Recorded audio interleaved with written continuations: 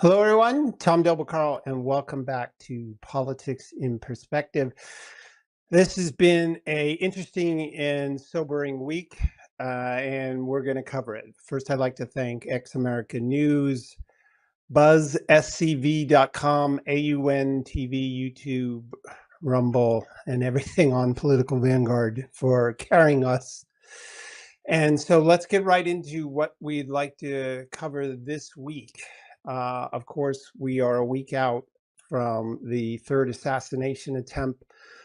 And I wrote a special piece on Substack, which we're going to cover Disagreement to Violence to Assassination, comparing the run up to the successful assassination of Lincoln, and what the similar dynamic that is going on today that has resulted in these three attempts on the life of President Trump. I make an important distinction, which the major media does not cover. And that misunderstanding is a big deal in my view. We'll also cover what happened with the Supreme Court and the racial gerrymandering, also grossly miscovered in the media. I want to bring you what I believe is the truth about it and the impact. We will cover the 6 dangers of the 2030s. A lot of people missed out on that. We're going to replay that. And then in our political roundup, we're going to cover the California governor's race and the reasons I am supporting Steve Hilton. So let's get into this with respect to my opening statement and from disagreement to violence and to assassination, which I wrote this article on Substack. Bring that graphic up to you. This is a powerful picture in my view because of the similarities that have gone on. So let's talk about that. How have we gotten to the place that you can find that assassination attempts are just a cycle in the news instead of a horrific event in American history? And the answer isn't just the normal, well, there's some people with psychological problems. Yes, this recent guy has a psychological problem. John Wilkes Booth probably had a psychological problem that he thought it was okay to do this. But both of these people are not out of the norm of their time in the sense that something made it okay for them to think that this was a viable act. And that's what we need to talk about. How do you go from political disagreement, which has happened many times in American history and throughout all of history, right? How do you go from disagreement to violence? Political violence is not unheard of in history. It's very normal. The higher the stakes, the greater the disagreement, the greater the intensity. That's why I wrote my book, The Divided Era, which you can pick up at tomdell.com. But then it reaches assassination. So what are these steps? How do you get there? So I want to bring up a slide showing some of this dynamic in action. And the importance of the dynamic is that the media and political leaders ratchet up the rhetoric that normalizes violence and assassination. So let's look at some of this with respect to the run up to the assassination, the successful assassination. By the way, an assassination is simply a murder attempt. It becomes a successful assassination in the sense that someone is killed. So the use of the Trump has been assassinated. That bullet that went by him is an actual assassination. It just didn't result in his death. All right. So Lincoln, in the minds of the South, and this is from these quotes are from my book, The Divided Era. In the minds of the South, here's something I wrote in the South believed Lincoln would end their very cultural and way of life. The South was built on economic model and cultural model was built on slavery. That's just a fact.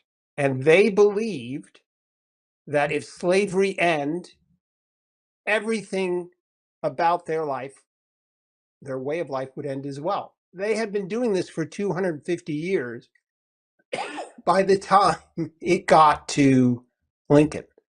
So it was an ingrained cultural existence, and they believed that Lincoln would end that. A South Carolina congressman, William Porcher Miles, wrote that the South can never know peace and security again in the Union. That's that. So their politicians, James Calhoun, famous Southern political leader, they said this to the people of the South, that it is Lincoln and the North's desire to end the way you live your life. All right. The Charlotte Daily Bulletin wrote that Lincoln whole political life is a deadly hostility to us and our institutions. As you read that, you could ask the simple question, is that something that was said about Trump or was it said about Lincoln? The answer is in effect both. So here you have the media of the South, which got very intense, okay? The Southern media and activists and politicians who spoke most intensely were called fire eaters.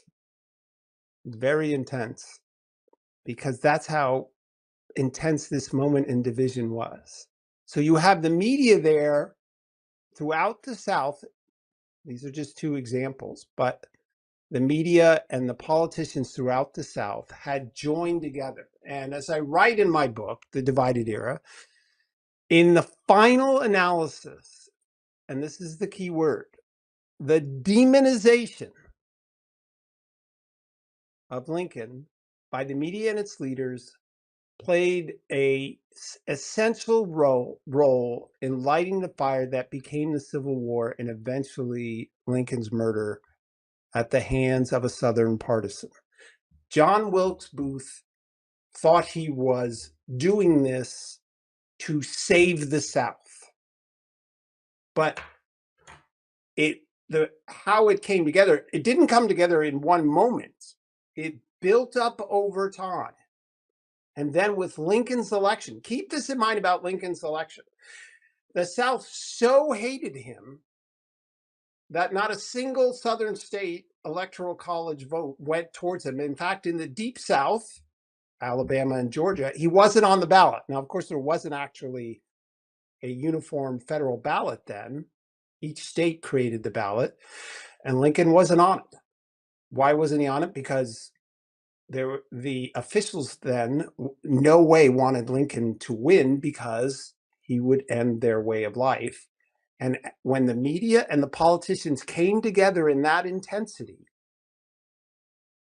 they created the situation, the environment where even just a somewhat ordinary person, Wilkes Booth was an actor of some renown, but it justified his act in his mind and others because he was saving the South from someone who would end their way of life. So use that analysis, and now let's go to President Trump and look at some of the language being used about him. Since this is happening in real time, you already know this. So let's bring up a slide talking about some of the language that they have used related to President Trump. And The Harvard Kennedy School, 2024, published an article named Trump's Threat to American Democracy. So what are they saying with that sentence? Trump is a threat to all of America. Remember, Lincoln was a existential threat to the South. Trump is a threat to American way of life. 2026, The Atlantic published an article, Trump's new threats to American elections. Gavin Newsom and The View, as I write in my article on Substack, so get this at Substack,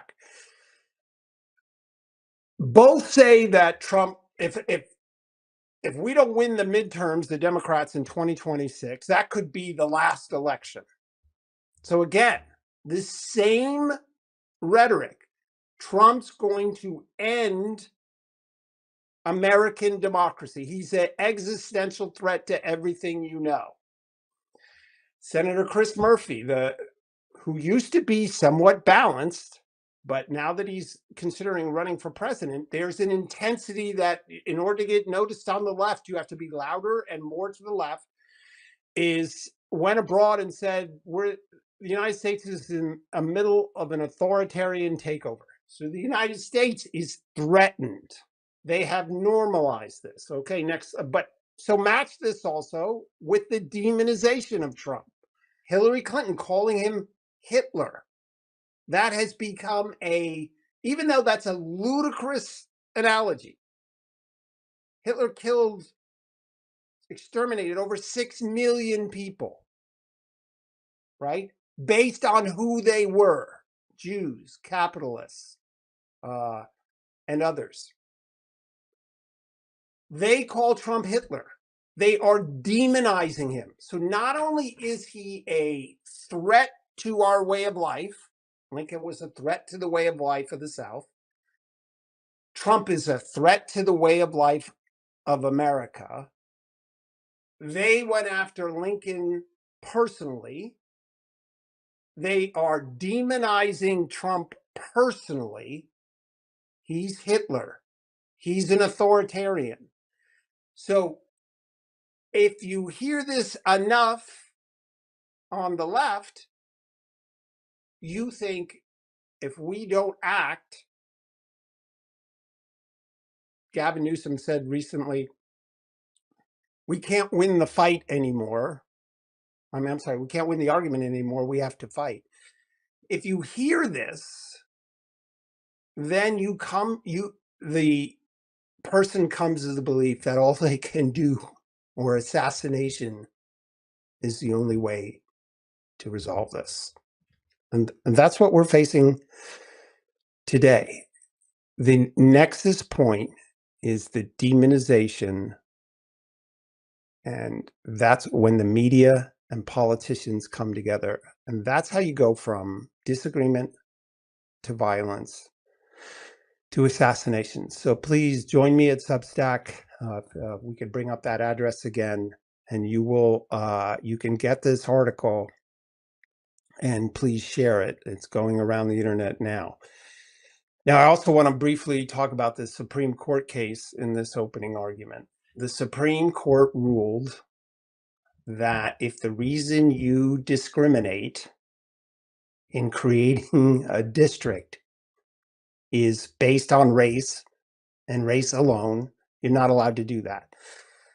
What happened in Louisiana is their map was struck down because and this is my article in the California Post about it. They struck down a map because it didn't create a second all-black district. And the Supreme Court said, you cannot create districts just for one race. By definition, they said, if you choose for one race, you're discriminating against all other races. The Louisiana case was an extreme example because race was the only reason the district was created. And the Supreme Court said under the 15th Amendment, you can't do that. You can do it, you can redistrict for a variety of reasons, including purely political, including you want to help incumbents, another version of purely political. But you can't do it for purely racial. They did not outlaw, as some of the media have said, the use of race. No, there's still this elaborate 4-point analysis reason why you could consider race. So they didn't outlaw it, but what they did outlaw was they said you can no longer, for the sole purpose of race, redistrict. So this may affect many seats in the country where the driving reason for creating a district was race. This won't change Prop 50 in California right away, because there's never been a finding in California that the reason why Newsom did the redistricting was based on race. Without that finding, there's nothing to turn over. However, California cities and counties have used race as a predominant reason, and those over time, that will make a difference in California. Nationally, experts say somewhere between 10 and 20 seats in the House have seen racially driven redistricting. So some of those seats, like in Louisiana, will change this year. Many will change in 2030.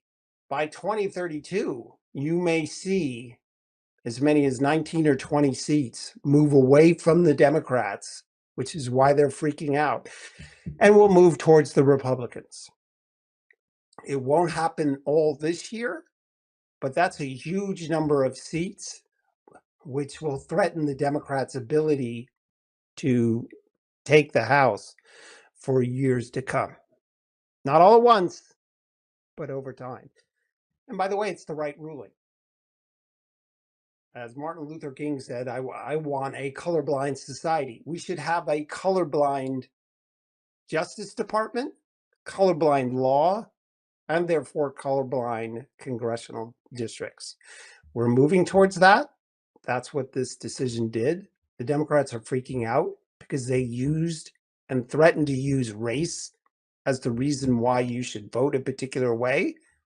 We're not living in 1860. We are living in what will soon be 2030. And that's why the Supreme Court made the decision. And that's why it's the right decision. All right, that's the end of my opening statement. We'll be right back with more Politics in Perspective.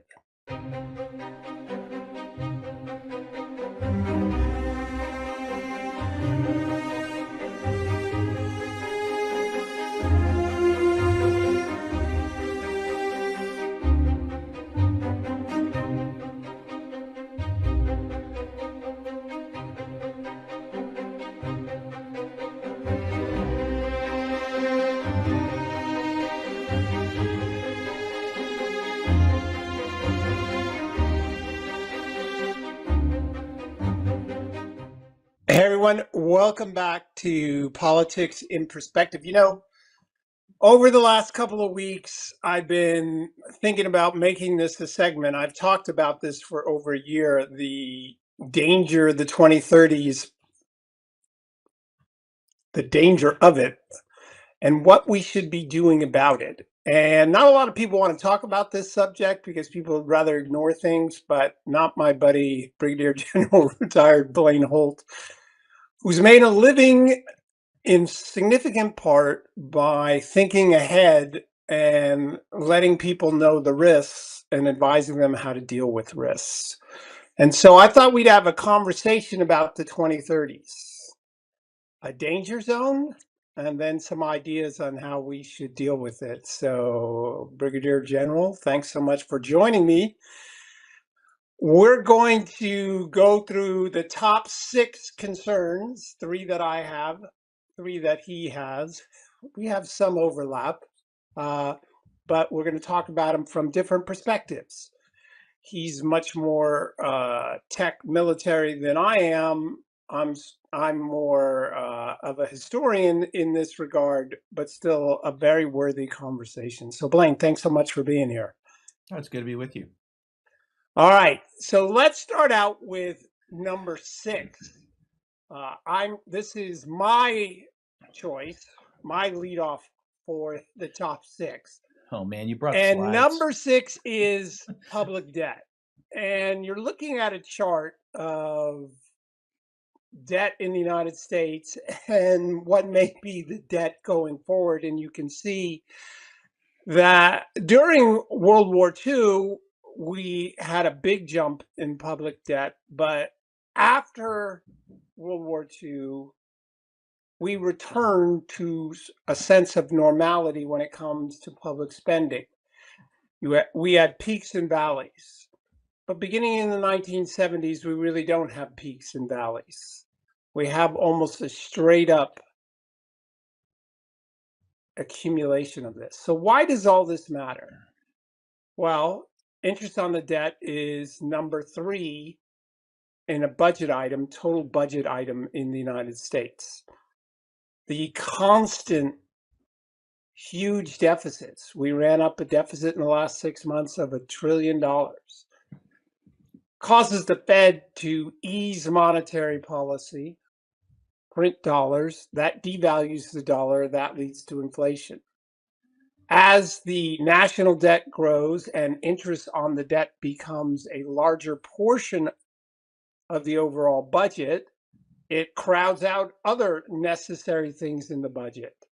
Makes it harder to fund defense because the Democrats don't want to fund defense in general, but it also makes it more difficult to fund these other programs. The number 1 and number 2 programs are Medicare and Social Security, and they're already underwater by the 2030s. This is a program on the danger of the 2030s, and both of those programs in 2032 or 33 are scheduled to go quote unquote bankrupt. Really what that means is the amount they're bringing in is way less than they're putting out, and that requires the Democrats will want to raise taxes, but it again reduces other necessary budgetary items.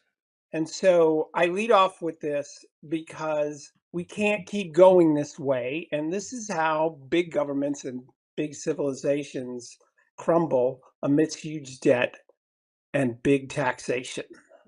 Blaine, what's your thought on number 6? Okay, so we're going to see this differently. No surprise there. Can you throw that wonderful, beautiful chart you pulled back up? Okay. Let's go to a very defining moment. It happens just after 1913. 1913 being a pivotal year in this country's economic history. Why? Because after the mess post-Civil War in 1871, when the banksters from the city of London decided they needed to find a way to bring the United States to heel, since they couldn't do it with muskets or cannons in the Revolutionary War or 1812. The perfect opportunity is to make us beholden to them in a monetary system that they quickly joined forces with our great industrialists, the Rockefellers, the Carnegies, the Vanderbilts, who would fade away because they made bad business choices. And they all roll into this place called Jekyll Island, where they plot and hatch. You got to read Edward G. Griffin's book, The Jekyll Island Monsters, or The Monsters of Jekyll Island. But what this leads up to is their hatchling called Woodrow Wilson. And their Woodrow Wilson and them collaborate. And we could have an argument all day and twice on Sunday with the right beverages, but they usher in a thing called the 16th and 17th Amendments. 16th Amendment basically creates the debt-based system and enables central banks to then control the United States, I would argue. This happens in 1913. That's why you start to see the debt going up. It's not just World War I, but that World War I is a part of it, because we don't do wars for the retail reason. We do them for the wholesale reason. And this, I would argue that World War I and these events I'm talking about set the stage for a debt system that is going to just keep perpetuating itself. And when they get into trouble, these little urchins with silver spoons in their mouths just go ahead and hatch another big damn war by some fashion or form. And if you want to get into the World War II stuff, no, we've got a very terrible man who's rised out of the ashes of the stupid peace that UK America brokered, and his name is Hitler, and we must vanquish him. Really? Well, why don't you go look at how the Ford Foundation put Hitler together and all of that other wonderful stuff, and find out if Charles Lindbergh was really a great pilot or he was just a Nazi who was propagating this thing called Hitler. And why would we do that if we weren't going to use the debt-based system to create a big damn war, steal a hell of a lot of money, bet on both sides of the damn war, and get us to a place where the theft gets even more. So now you get to 1971, a very key moment, where they convince President Nixon it's time to get off the Gold standard. And now there is nothing holding back the debtsters. And so we can inflate the crap out of everybody, take away their money. That's the theft part of this. And what they do when they just print money into existence in this fiat world post-gold is the banksters just turn their winnings into hard assets like gold, silver, land. Meanwhile, you're the one holding the bag who is going, why did Rice Krispies go up from 80 cents a box to, what are we at today, $7.85 a box? Something along those lines. But the buying power of that $7.85, they're like, oh, it's inflation. I still make this much money now and I can buy all of it. No, you can't. You can't. You really can't. Go ask any millennial or Gen Zer about buying a house these days, and they can't do it. So then where does that take us? And this is where I'm going to argue against this being a problem in 2030. Okay, but hurry up. We got to get to the others. Well, you took a long time. I'm going to take some time here. So the problem is we're at the place of non-sustainability of the debt, that these things are popping, that President Trump is putting a blanket on the thing they want the worst, which is another damn global war, World War III. And we're going to move into a period of a new monetary system, and I believe that this one's going to go completely bankrupt. It's going to go pop, and we're going to be converted over to something different. They'll try to keep us out of a big conflagration, maybe a civil war, while we go through this. But I think that red part of the chart, you don't have to worry about that, because pre-2030, I think we're going to go into a period that pulls us into a completely new monetary system. And that's all I'll say about that. All right. Well, we disagree on that. I do think the monetary system is going to have quite a jolt in the 2030s. All right, let's move on to number 5, which is Blaine's first offering. And what really interesting, this week I visited someone who told me how their parents were conned out of a bunch of money by some people who had copied their son's voice and used that on the telephone. So Blaine, go for it. Yeah, so deep fakes, we're only starting to see realistic deep fakes. You see AI, I guess what was the flavor of the week? The world tried to convince everybody that Benjamin Netanyahu was in fact killed in an airstrike. You know, here he is with 6 fingers. And then it gets even worse, because then we get this video of Ambassador Huckabee walking around a corner with him with a smug look saying, haha, see, you're really alive. And then that turns out to be an AI deepfake as well. In other words, the sophistication level is still such that if you really work at it, you can discern fake from real. You got to work at it, but you can discern fake from real. But voice technology is coming along much faster. And it's, today you can thwart these things by having, with your family, as weird as this sounds, you're going to have an authorization code as family members. So if a family member is asking you on the phone for money, or I need something, or I need you to do something, then say, okay, dog whistle. And then you say banana pops. And it's like, okay, you're my family member. I'll send you money anywhere you want. But we're going to have to develop tactics, techniques, and procedures to identify fakes. Understand that you're in a world now where the first report is nearly 100% of the time wrong, and that it probably has a motivation of manipulation around you. Now let's blast forward into the 2030s.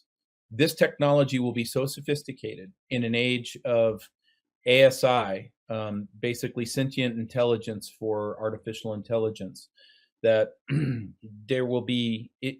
You will be convinced of things, no matter how people come to you to say, "No, dude, that's a fake." And here's where it gets really worse: the deep fakes will then take on shape, size, and mass. So right now it's cute with little robots like Optimus or whatever you want to say, or look at Boston Dynamics can make something do a backflip and take away an Okay. Amazon guy's jobs. But where the merge is in you seeing a person or a human being looks, acts, and feels exactly like your wife. And now you're off to the races because you're really on your way to something very dark and bad and sinister. All right, we're going to get to that. Don't race too far ahead. We're going to do I agree with you, and that goes right into my next, which is number 4. If we can put that up, the threat of quantum computing. The capacity of computers is going to accelerate like few people can imagine. And it plays a hand in what Blaine just explained, but I'm going to focus on, and he's going to talk a little bit later about what technology of the future looks like. But in this instance, I'm going to talk about its potential for hacking, because right now you go on websites and you put in 7 or 8 words, or sorry, letters or symbols, and you think you have a password.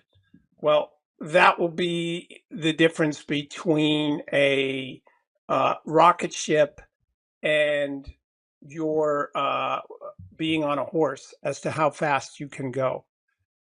The whole world is changing in that way, and quantum computing is mind blowing in its capacity. Now, when you think of the Iran war and what I believe is the most imminent danger Iran represents in China and Russia is hacking. They do that virtually every day from somewhere around the world, trying to interrupt the American financial economic system. They were able to shut down Stryker, a major company, not that long ago. This is what they do all the time. Quantum computing accelerates that capacity dramatically.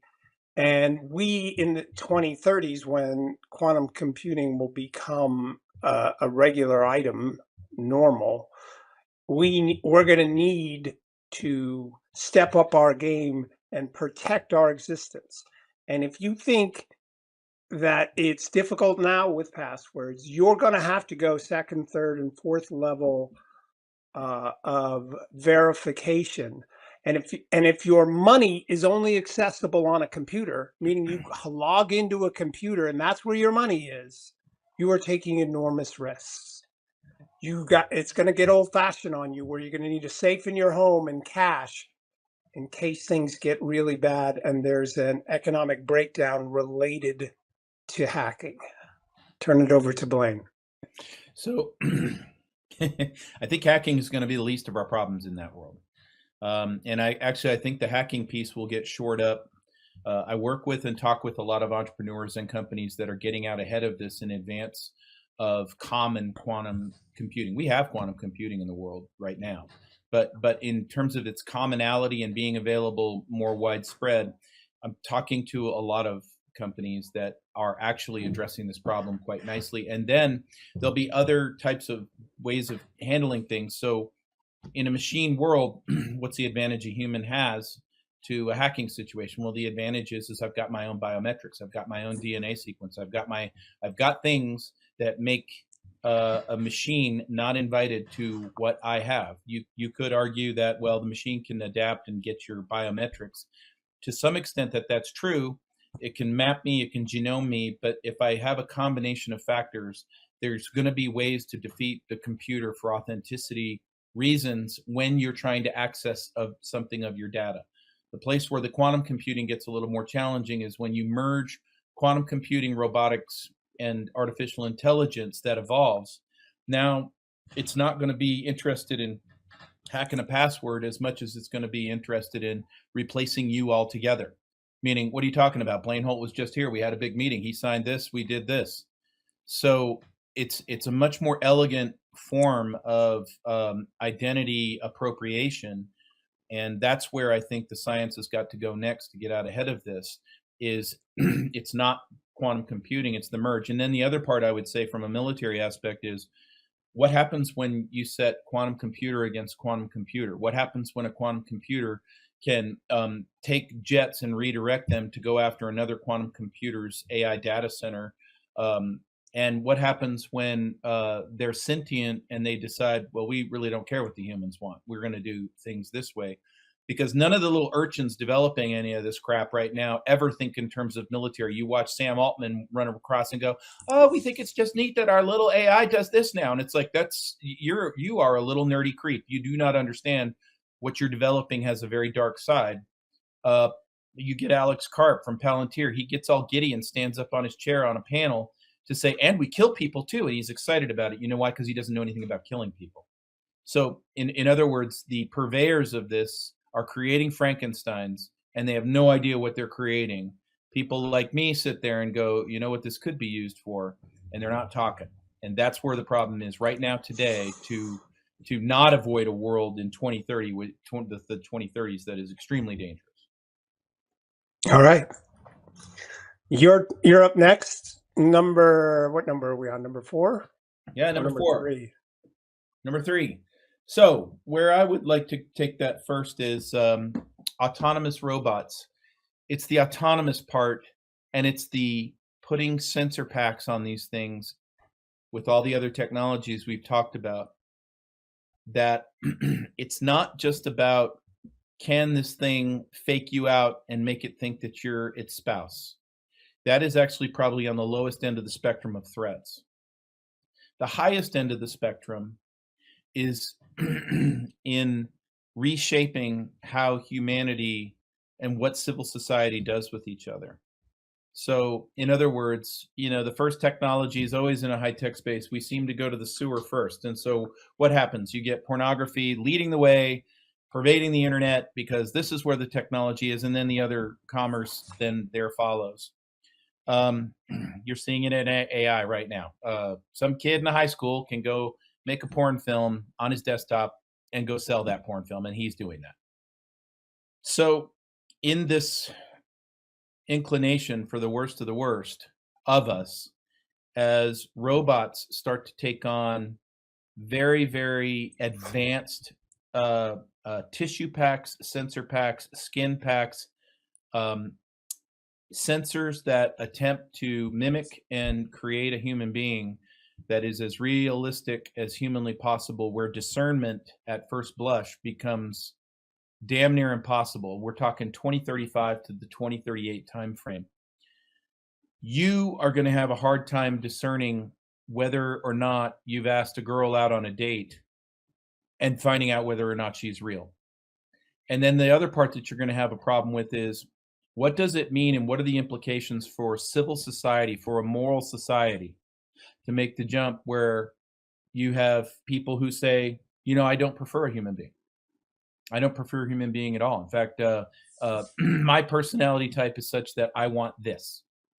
There are all kinds of second, third order and cascading effects in that world, which I would say are more dangerous than any of the technologies that we've discussed altogether, because what they do is they reshape culture, they reshape mores and norms. In a world like that, you have traditional Judeo-Christian values at high risk of being co-opted or done away with, and quite by design, because there is an algorithm behind that and a model behind that that intends that. And I believe some of these things are being modeled out right now. All right. I don't have a reply right now to that, because I'm going to talk a bit about it in the last one, but Blaine's going to go again here with number 5. And number 2, sorry. Number 2, and Blaine, this is Blaine's pictograph. I have warned for as long as I've known of drones that we would have drones in people's homes from people we don't like, who put them in our house like this. We won't know it, and they'll be spying on it. But this is a much scarier scenario that Blaine's about to lay out for you. How you term things is extremely important in this type of world. And so we right now silo weaponry. We say that's a missile. This is a cyber weapon. That is a tank. This is an EMP machine that destroys grids. I think we've got to reformulate that, and I think the Pentagon should do it right away. You have to regroup these weapon sets by what they achieve. So when I call this an unattributable weapon suite, it could be what you're seeing right now, a little micro mosquito who can lay a toxin on you and make you go away, and nobody knows anything except for the fact that some bug bit you and you don't exist anymore. Or it could be something like I use a particular hand gel, and if I use that hand gel and I just go out about my day and my business, anybody I shake hands with who's got blue eyes is going to be dead by that evening. It's the same weapon. It's an unattributable weapon. Anything that fits into the category of I have a weapon, I can kill, I can attack either at scale or individually, but there is absolutely zero trace, zero forensics, and no way to get back at what was the origin of it. What I would say is when that type of killing is available at very, very low cost to individuals or to small groups, you're going to have an incredible challenge, because currently what happens, let's say today, I'm moved to insane anger. I found a guy who's sleeping with my wife. I'm going to go kill him. Here is my gun. Wait a minute, I'm deterred. There is no way to go kill that guy with the gun without some investigation finding me with gunpowder or whatever the current state of the art is today to go do the investigative work. What I'm saying is this particular category of weapons is outpacing our ability to investigate. And that's why you'll see stupid marketing crap from Palantir and others saying, oh, well, we do pre-crime. We're going to do predictive analytics and error bars on somebody's intent and where they're going. That is nonsense. That is just nonsense. But you'll see creeps that call themselves elected officials buy off on that and spend billions of dollars on that. What we need to spend money on is to understand that we have now got to advance forensics in this same technological world, or little mosquitoes like that. You'll be able to go buy a 6-pack of them somewhere on the dark web, and you'll never get caught. Okay, but I agree with you, but you don't want to rely on government to do that. So what do you see as a better path? So there's two paths. One, unfortunately, is the government. They're the kids with the resources because they take too many from us all day and twice on Sunday. The other part is, and this is where I'm really hopeful and optimistic, is there are so many people that are waking up and starting to understand and digest what this world looks like. They don't quite have it. They don't quite have the granularity of it, but we have a lot of smart little burgeoning technologists. All you have to do is give them the cue. So to the extent where we can keep identifying these problems, you have young ones who, within the sound of my voice, will be inspired by that and going, that's where I'm going to make my money. That's what I could do. I'm the guy who's going to counter those damn mosquitoes. I'm the guy who's going to counter the chemtrails that are coming out and nullifying them or inerting them or whatever it's going to be. But that's where the greatest promise is it's just that the bad guys and the bad weapons thinkers are way out ahead of us right now. We got to get caught up. All right. Last one, number one. Blaine alluded to it.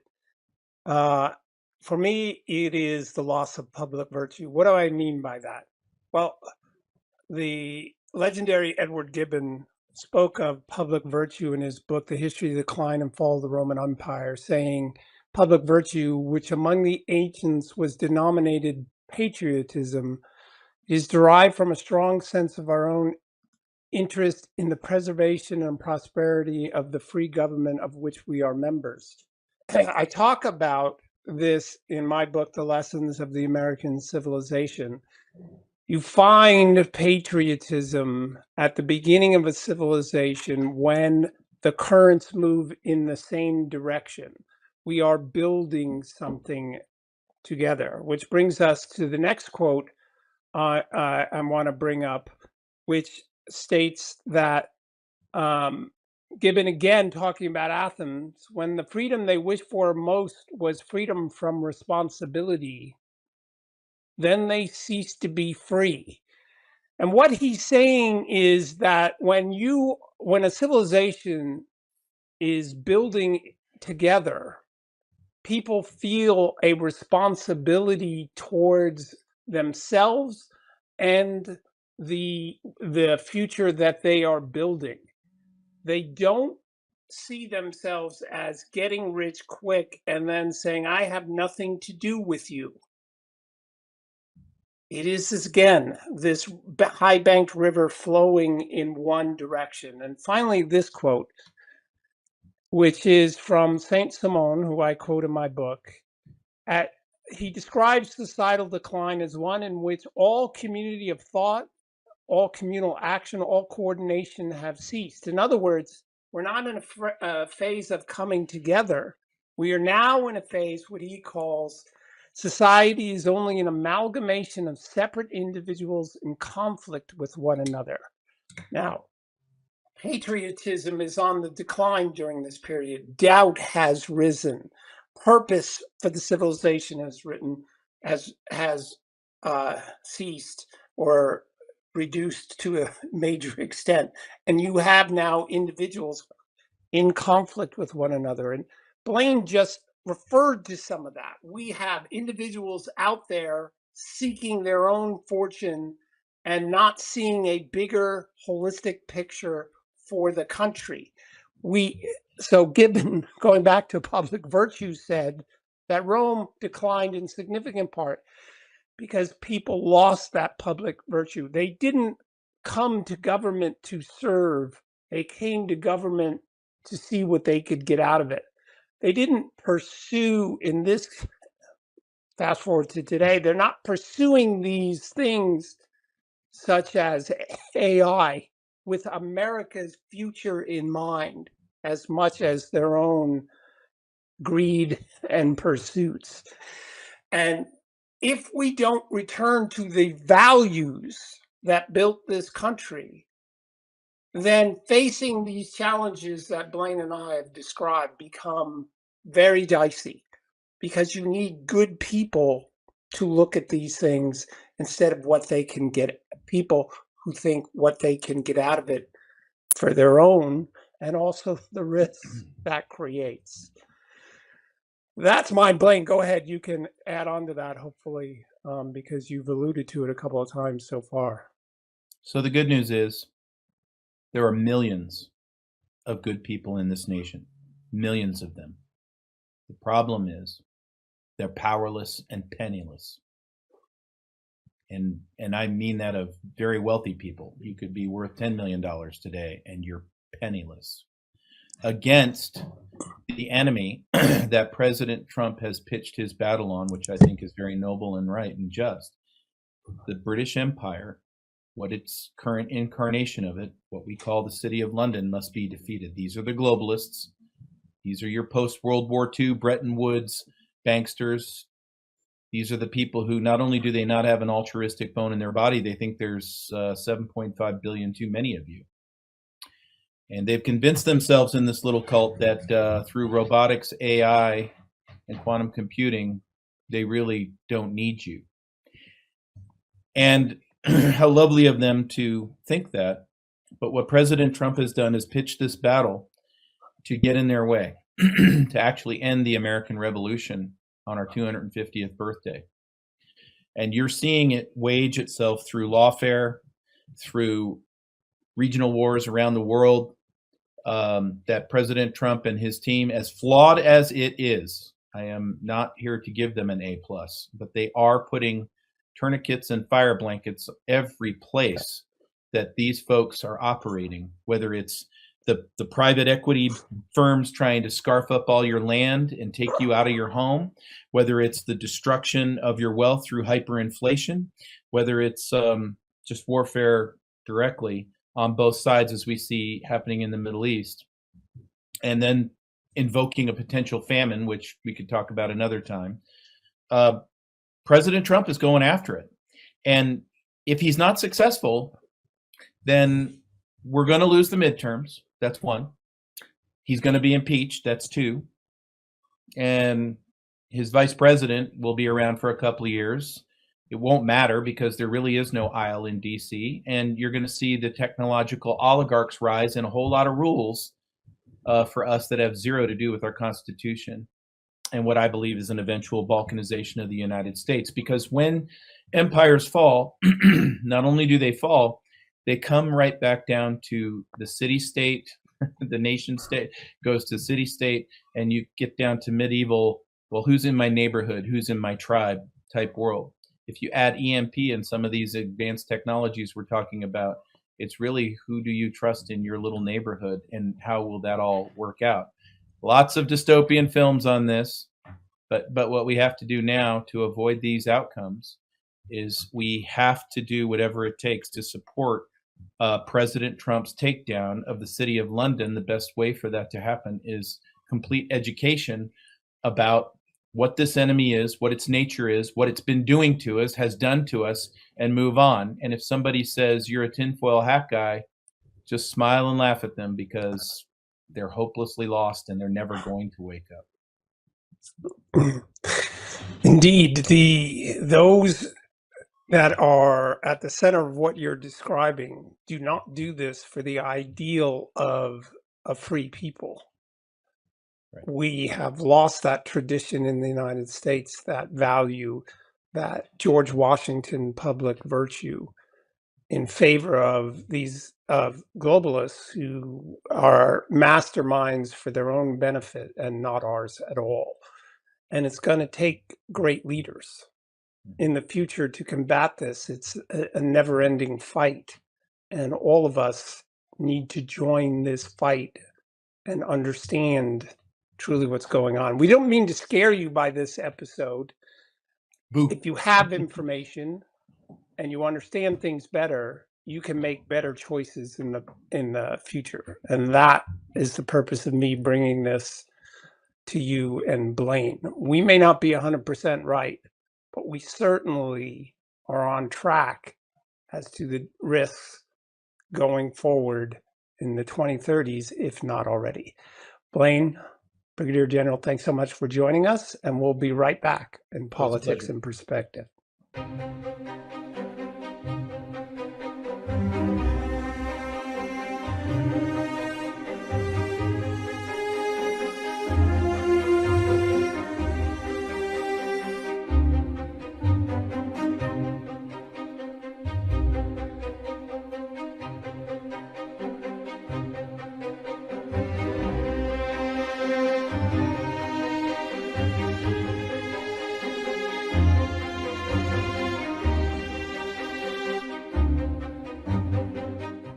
Hi, everyone. Welcome back to Politics in Perspective. This is the political roundup section, and I want to talk about the new dynamic in the California race for governor and why I'm supporting Steve Hilton. First, let's look at some new polling. One poll shows, once again, Steve Hilton in the lead. It shows a bit of a mix-up, though. Tom Steyer has, in this poll, moved into second place. Chad Bianco is right there at the same level, and Javier Becerra has moved up in this particular poll. Another poll shows a different dynamic, showing Steve Hilton and Javier Becerra moving into first and second place. I'm a little dubious about this poll with Javier Becerra doing so well, but nevertheless, the Democrats are coalescing around Becerra because they so don't want Steyer to be their future governor, because he is so bad that even Gavin Newsom says he shouldn't be governor of California. I and my PAC, Californians for Election Fairness, are supporting Steve Hilton. So let me get to the reasons why, quickly, that I am supporting Steve Hilton. Number one, I met with him 2 years ago, sat down with him, and he has a very broad knowledge base. He's been at the very high levels of government. He did that in England. He has stayed in the policy game with his California Together, and he has an enormous base. He is not a one-issue candidate or even a two-issue candidate. He gets policy. California has many problems. I support him because he knows these. If you go to the California Together, you can see all of his policies and his solutions, which is on my list as well. Number two, media. He is very media savvy. If anyone is going to do well in an election and then do well with the Democrats against him, he has to be, or she has to be, a person who's very savvy in the media. Rudy Giuliani, when he became mayor of New York City, faced his city council with, I think, 43 Democrats and 5 Republicans. Giuliani succeeded because he went directly to the voters in the media, on TV, got them behind him, and pushed forward his policies. Any Republican would need to be able to do that by going directly to the media. Hilton has that ability, has those contacts. Quickly, Steve Hilton has outraised the other Republican 2-1. He has consistently done that. He has been a better fundraiser. That matters in a big state like California with 17 media markets. Polling. Steve Hilton has consistently been at the top of the polling among Republicans. He brings great minds together. Again, go to his California Together website. You can see all of his advisors. They're across the spectrum. He brings a lot of good people together. Steve has endless energy.